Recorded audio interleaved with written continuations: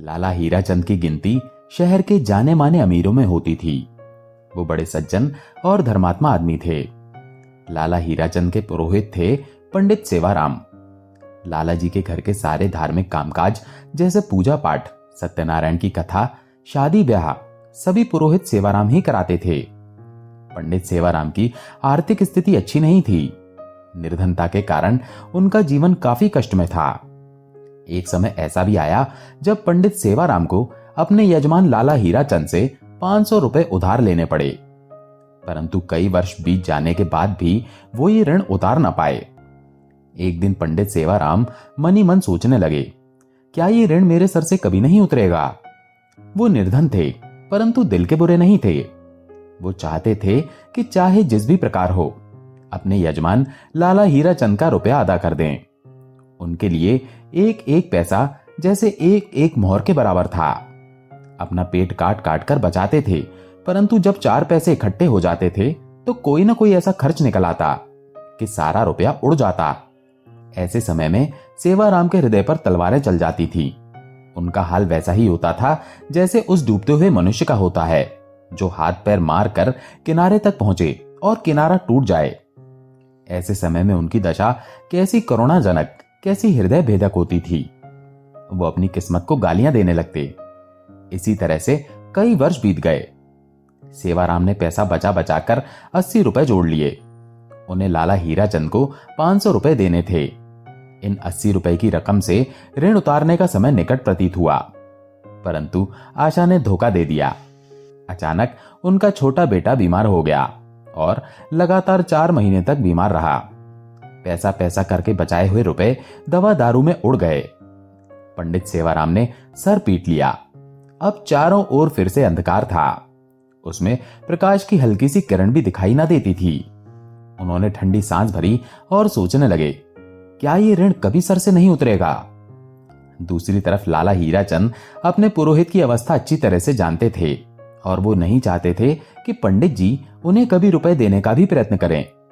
उन्हें इस रकम की रत्ती भर भी परवाह नहीं थी। उनके लिए ये रकम बहुत मामूली सी थी, इसलिए उन्होंने कभी भी तगादा तक नहीं किया था और ना ही कभी सेवाराम से इस विषय में बात की। इस बात से वे इतना डरते थे मानो रुपए स्वयं उन्हीं को सेवाराम को देने हो। परंतु सेवाराम के हृदय में शांति न थी। वो अक्सर सोचा करते कि ये कैसे भले मानस हैं जो अपनी रकम के बारे में मुझसे बात तक नहीं करते। खैर, ये कुछ नहीं करते सो ठीक है, परंतु इसका मतलब ये थोड़ी है कि मैं निश्चिंत हो जाऊं। उन्हें लाला हीराचंद के सामने सर उठाने का साहस न था। उन्हें ऋण के बोझ ने नीचे झुका दिया था। यदि लाला हीराचंद ऐसी सज्जनता ना दिखाते और सेवाराम को बार बार तगादा करके तंग करते तो उन्हें ऐसा मानसिक कष्ट कभी ना होता। हम अत्याचार का सामना तो सर उठाकर कर सकते हैं, परंतु भलमानसी के सामने आंखें नहीं उठती। एक दिन की बात है, लाला हीराचंद किसी काम से पंडित सेवाराम के घर गए और उनकी अलमारी में बंगला, हिंदी, अंग्रेजी आदि भाषाओं की मासिक पत्रिकाएं देखकर बोले, ये क्या है? पंडित सेवाराम ने जवाब दिया, पुरानी पत्रिकाएं हैं। बड़े भाई को पढ़ने का चाव था, वो अक्सर मंगवाते रहते थे। जब तक जिंदा थे तो किसी को हाथ नहीं लगाने देते थे, परंतु अब इन्हें कीड़े खा रहे हैं। रद्दी में क्यों नहीं बेच देते? इनमें चित्र हैं। जब कभी बच्चे रोने लगते हैं तो एक साथ निकालकर दे देता हूं, इससे उनके आंसू थम जाते हैं। लाला हीराचंद ने आगे बढ़कर कहा, 2-4 पर्चे तो दिखाओ। पंडित सेवाराम ने कुछ पर्चे और दिखाए। हर एक पर्चे में कई सुंदर सुंदर और रंगीन चित्र थे। लाला हीराचंद कुछ देर तक उलटकर देखते रहे। सहसा उनके हृदय में एक विचित्र सा विचार उठा। वो चौंक कर बोले, पंडित जी, ये चित्र तो कला और सौंदर्य के अति उत्तम नमूने हैं। अगर किसी शौकीन आदमी को पसंद आ जाए तो 1000-2000 रुपए कमा लोगे। पंडित सेवाराम ने एक ठंडी सांस भरी और कहा, ऐसे भाग्य होते तो यूं धक्के ना खाता फिरता। लाला हीराचंद बोले, एक काम करो, आज बैठकर इन पत्रिकाओं में जितनी अच्छी तस्वीरें हैं उन सबको छांट कर अलग कर लो। जब ये कर लो तो मुझे बता देना। पंडित जी ने पूछा, आप क्या करोगे इनका? लाला हीराचंद बोले, मैं इनका एल्बम बनवाऊंगा और तुम्हारी ओर से विज्ञापन दे दूंगा। हो सकता है ये विज्ञापन किसी अमीर और शौकीन आदमी के हाथ पड़ जाए और तुम पैसे कमा सको। पंडित सेवाराम को यह आशा नहीं थी कि कोयले में हीरा मिल जाएगा। निराशा ने आशा के द्वार चारों ओर से बंद कर दिए थे। वो उन अभागे मनुष्यों में से थे जो संसार में असफल और केवल असफल रहने के लिए ही उत्पन्न हुए थे। वो सोने को हाथ लगाते थे तो मिट्टी हो जाता था। उनकी ऐसी धारणा ही नहीं बल्कि पक्का विश्वास था कि यह प्रयत्न कभी सफल ना होगा। परंतु लाला हीराचंद के कहने पर वो दिन भर बैठकर तस्वीरें छांटते रहे। इस काम में ना तो उनका मन था और ना ही लगन, परंतु लाला हीराचंद की बात को वो टाल नहीं सकते थे। शाम को देखा 100-200 एक से एक बढ़िया चित्र इकट्ठे हो गए। उस समय उन चित्रों को देखकर वो उछल पड़े। उनके मुख पर आनंद की आभा नृत्य ऐसे करने लगी जैसे असफल हो जाने का विश्वास करके अपनी किस्मत पर रो चुके विद्यार्थी को सफल होने का समाचार मिल गया हो। उस समय वो कैसा प्रसन्न होता है, चारों ओर कैसी विस्मित और प्रफुल्लित दृष्टि से देखता है। यही हाल पंडित सेवाराम का था। वे उन चित्रों की ओर इस तरह से देखते थे मानो उनमें से प्रत्येक 10-10 का नोट हो। बच्चों को उधर देखने तक नहीं देते थे। वो सफलता के विचार से ऐसे प्रसन्न हो रहे थे जैसे सफलता प्राप्त ही हो चुकी हो। हालांकि सफलता अभी कोसों दूर थी। लाला हीराचंद की आशा उनके मस्तिष्क में निश्चय का रूप धारण कर चुकी थी। वे उन चित्रों को लाला हीराचंद के पास सौंप आए। लाला हीराचंद ने चित्रों को एल्बम में लगवाया और कुछ उच्च कोटि के समाचार पत्रों में विज्ञापन दे दिया। अब पंडित सेवाराम हर समय डाकिये की प्रतीक्षा करते रहते। रोज यही सोचते कि आज कोई चिट्ठी आएगी। दिन बीत जाता और कोई उत्तर ना आता था। रात को वो निराश हो जाते, परंतु अगले दिन लाला हीराचंद आकर उनको ढांढस बंधाते और उनकी आशा एक बार फिर से जाग उठती। वे नए दिन के साथ फिर से दरवाजे पर खड़े हो जाते। डाकिये के आने का समय होता तो वो अपने दरवाजे पर इंतजार करते रहते। इस प्रकार 1 महीना बीत गया, परंतु कोई पत्र नहीं आया। अब पंडित सेवाराम बहुत निराश हो गए, परंतु फिर भी कभी कभी सफलता का विचार आ ही जाता था। जिस प्रकार अंधेरे में जुगनू की चमक निराश मन के लिए कैसी जीवनदायिनी होती है। आखिर एक दिन सेवाराम के भाग्य जागे। कलकत्ता के एक मारवाड़ी सेठ ने पत्र लिखा कि एल्बम भेज दो, यदि पसंद आई तो खरीद लिया जाएगा। मूल्य की चिंता नहीं करना, चीज अच्छी होनी चाहिए। यह पत्र उस करवट के समान था जो सोया हुआ मनुष्य जागने से पहले बदलता है और उसके बाद उठकर बिस्तर पर बैठ जाता है। यह किसी पुरुष की करवट नहीं थी, किसी स्त्री की करवट नहीं थी, यह भाग्य की करवट थी। पंडित सेवाराम दौड़ते हुए लाला हीराचंद के पास पहुंचे और उन्हें पत्र दिखाया और पूछा, क्या करूं, एल्बम भेज दूं? लाला हीराचंद ने पत्र को अच्छी तरह से देखा और उत्तर दिया, रजिस्टर कर कर भेज दो। शौकीन आदमी लगता है, खरीद लेगा। पंडित जी ने पूछा, मूल्य क्या बताऊं? लिख दो, 1000 से कम पर सौदा नहीं होगा। जैसा लाला जी ने कहा, पंडित जी ने वैसा कर दिया। कुछ दिनों बाद उन्हें एक मनी ऑर्डर मिला। पंडित सेवाराम के हाथ पैर कांपने लगे, परंतु हाथ पैरों से अधिक उनका हृदय कांप रहा था।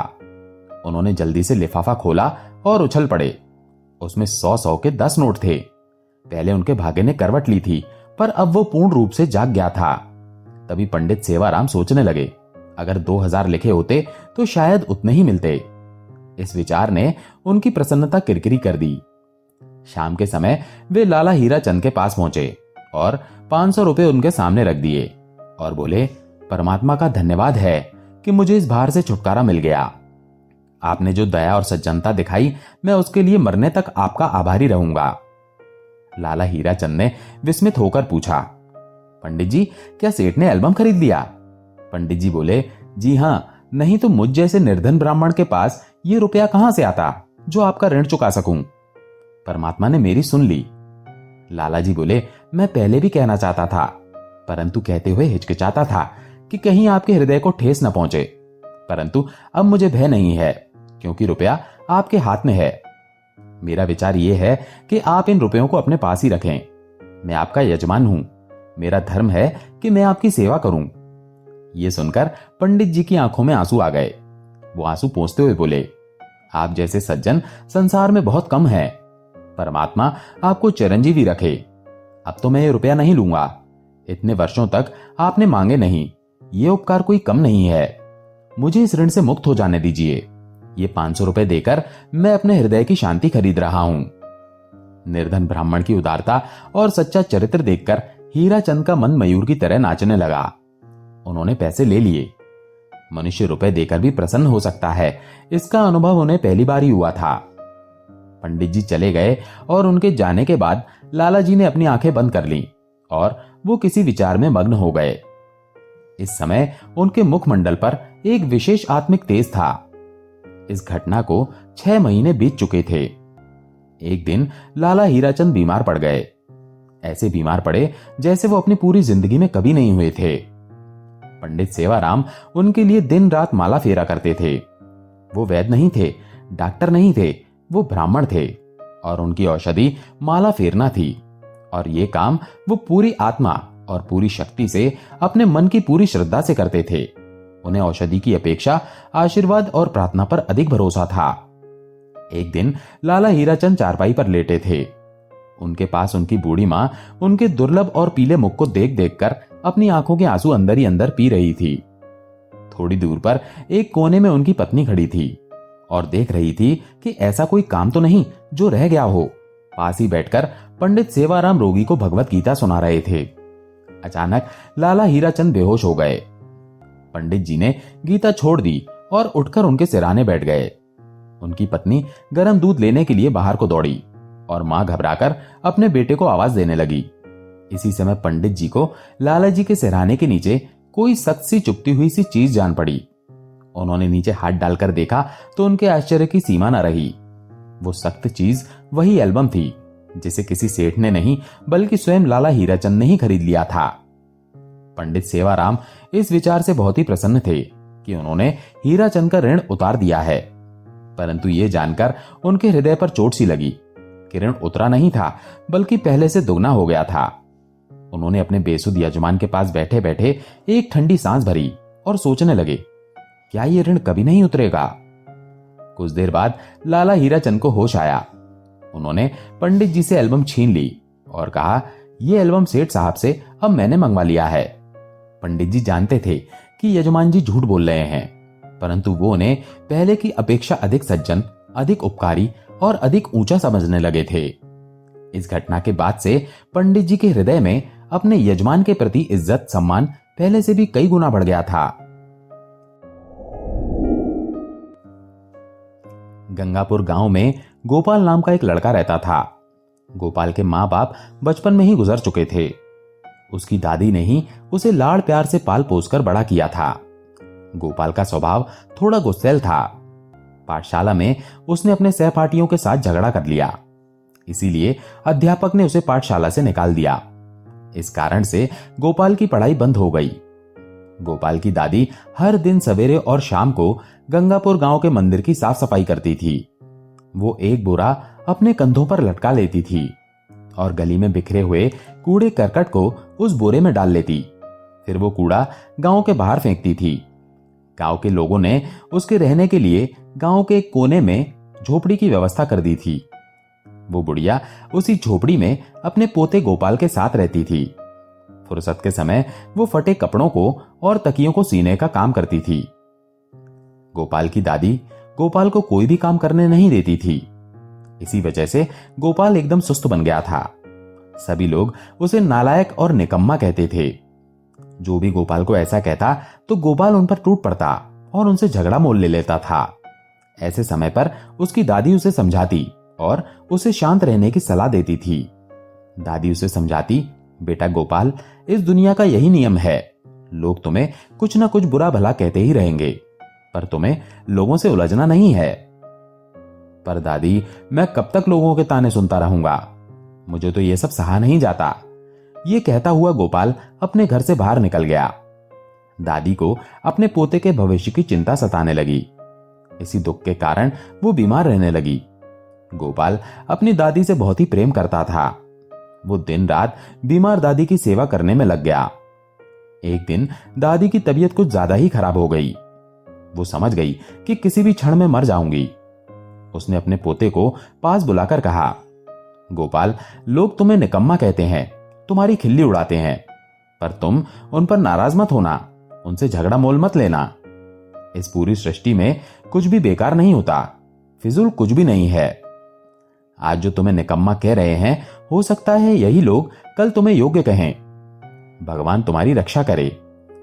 इतना कहकर दादी ने दम तोड़ दिया। दादी के मर जाने के बाद गांव के लोग उसे और ज्यादा सताने लगे, निकम्मा और बेकार कहने लगे, अयोग्य कहकर उस पर ताने कसने लगे। गांव के लोगों से तंग आकर उसने निर्णय कर लिया कि वो इस गांव में नहीं रहेगा। वो मन में सोचने लगा, मैं कहीं चला जाऊंगा और साबित करके दिखाऊंगा कि मैं कितना योग्य हूं। अपनी झोपड़ी के एक कोने में उसे एक बोरा और एक सुई दिखाई दी। उसे दादी की बात याद आई कि सृष्टि में बेकार कुछ भी नहीं होता, फिजूल कुछ भी नहीं है। उसने अपनी दादी का बोरा उठाया और अपने कंधे पर डाला, सुई को अपनी जेब में रख लिया और वहां से निकल पड़ा। गोपाल तेज कदमों के साथ गांव से दूर जाने लगा। कुछ देर बाद वो एक जंगल से गुजर रहा था। उसे भूख लगी तो गोपाल ने वहीं पर खाना खाया और कुछ देर सुस्ताने के लिए लेट गया। उसे नींद आ गई। कुछ देर बाद ही कुछ ढोल और बाजों की आवाज ने उसकी नींद उड़ा दी। उसने देखा कि एक बारात जा रही थी। वो भी उसी बारात के साथ साथ चलने लगा। थोड़ी दूर और जाने के बाद सामने से आते हुए एक मुसाफिर ने बारात को सावधान करते हुए कहा, लगता है किसी शुभ कार्य पर निकले हो, धन और गहने भी होंगे।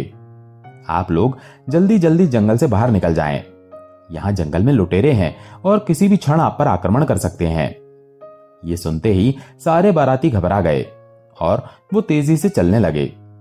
थोड़ी देर बाद उन्हें घोड़ों के आने की आवाज सुनाई पड़ी। वे समझ गए कि लुटेरे उन्हीं की तरफ बढ़ रहे हैं। तभी उनमें से एक बूढ़े की नजर गोपाल पर पड़ी, जिसके कंधे पर बोरा लटक रहा था। बूढ़े व्यक्ति ने गोपाल से कहा, तुम ही अब हमारी सहायता कर सकते हो। गोपाल ने हैरानी से पूछा, वो कैसे? तब उस बूढ़े आदमी ने कहा, हम लोग सभी औरतों के कीमती आभूषण और गहने तुम्हारे बोरे में डाल देते हैं। गोपाल उनकी सहायता करने के लिए तैयार हो गया। देखते ही देखते सब औरतों ने अपने गहनों को बोरे में डाल दिया। फिर बूढ़े ने गोपाल से कहा, तुम इसे लेकर आगे आगे चलना। गोपाल ने बूढ़े व्यक्ति के कहे अनुसार अपना बोरा लिया और उनसे आगे आगे चलने लगा। तभी लुटेरे वहां पर आ पहुंचे। उन्होंने औरतों के बचे गहनों को लूट लिया। लुटेरों के सरदार की नजर गोपाल पर और उसके बोरे पर पड़ी। उन्होंने गरजते हुए गोपाल से पूछा, इस बोरे में क्या है? गोपाल ने कहा, देखते नहीं इसमें तो कितने सारे गहने हैं, क्या तुम लूटोगे? गोपाल ने यह बात बड़ी ही लापरवाही भरे लहजे में कही थी। गोपाल की इस लापरवाही को देखते हुए सरदार को लगा कि यह कोई पागल है। इसके बाद लुटेरे वहां से चलते बने। उनके चले जाने के बाद बारातियों ने अपने गहने गोपाल के बोरे से निकाले और कहा, तुम बड़े ही बहादुर हो, बिल्कुल ठीक समय पर तुमने हमारी मदद की है। ऐसा कहते हुए वे गोपाल की तारीफ करने लगे। उन लोगों ने गोपाल को 10 सोने के सिक्के दिए। गोपाल बेहद खुश होते हुए तेजी से चलने लगा। जंगल से बाहर निकलने के बाद उसने एक आम का बगीचा देखा। वहां पर उसने कुछ लोगों को आपस में फुसफुसाते हुए देखा। गोपाल ने उन लोगों से उनकी फुसफुसाहट का कारण पूछा। उनमें से एक आदमी ने कहा, यहां शिव जी के मंदिर में हमारे जमींदार भोजन के लिए ठहरे हैं। पैर धोने के लिए जब उन्होंने चप्पल निकाली तब उनके पांव में एक कांटा चुभ गया। अब किसी को समझ में नहीं आ रहा कि वो कांटा कैसे निकाला जाए। गोपाल ने कहा, इतनी छोटी सी बात पर इतना परेशान क्यों होते हो? मेरी दादी ने तो कितनी ही बार मेरे पैरों में चुभे हुए कांटों को निकाला है। इतना कहकर गोपाल उनके साथ जमींदार के पास गया। उसने सुई बाहर निकाली और जमींदार के पैर में चुभे हुए कांटे को आसानी से निकाल दिया। जमींदार ने उसकी तारीफ की। तब तक वो बाराती भी वहां पहुंच चुके थे। उन्होंने भी गोपाल द्वारा की हुई सहायता के बारे में जमींदार को बताया। जमींदार ने खुश होकर उसके बारे में और जानकारी पाई। उसने कहा, तुम तो गंगापुर के हो, वो तो हमारी जमींदारी का ही गांव है। कुछ समय से वहां से कर वसूल नहीं हो पा रहा। कर वसूल करने वाले अधिकारी को तुम्हारे जैसे बहादुर आदमी की मदद चाहिए। तुम्हें उसके सहायक के पद पर नियुक्त कर रहा हूं। क्या तुम ये नौकरी करोगे? गोपाल ने बड़ी ही खुशी से हां कह दिया। कुछ समय के बाद जब वो कर वसूलने वाला अधिकारी बनकर अपने ही गांव में गया तो सभी ग्रामीणों ने उसका स्वागत किया और उसको गोपाल जी कहकर संबोधित करने लगे। उसका बहुत ही सम्मान किया गया। उस समय गोपाल को अपनी दादी की बात याद आई, जिसने कहा था, आज जो लोग तुम्हें निकम्मा कह रहे हैं, तुम्हारा मजाक उड़ा रहे हैं, वो कल तुम्हें योग्य कहेंगे और तुम्हारा आदर करेंगे। ये सब देखकर गोपाल मनी मन कह रहा था, ये तो मेरी दादी का ही आशीर्वाद है। इसके बाद गोपाल ने जमींदार का कर अधिकारी बनकर उस गांव में खूब धन कमाया। दोस्तों, आपको ये कहानी कैसी लगी कमेंट करके जरूर बताएं। अगर अच्छी लगी हो तो वीडियो को लाइक करके चैनल को सब्सक्राइब जरूर कर लें। धन्यवाद।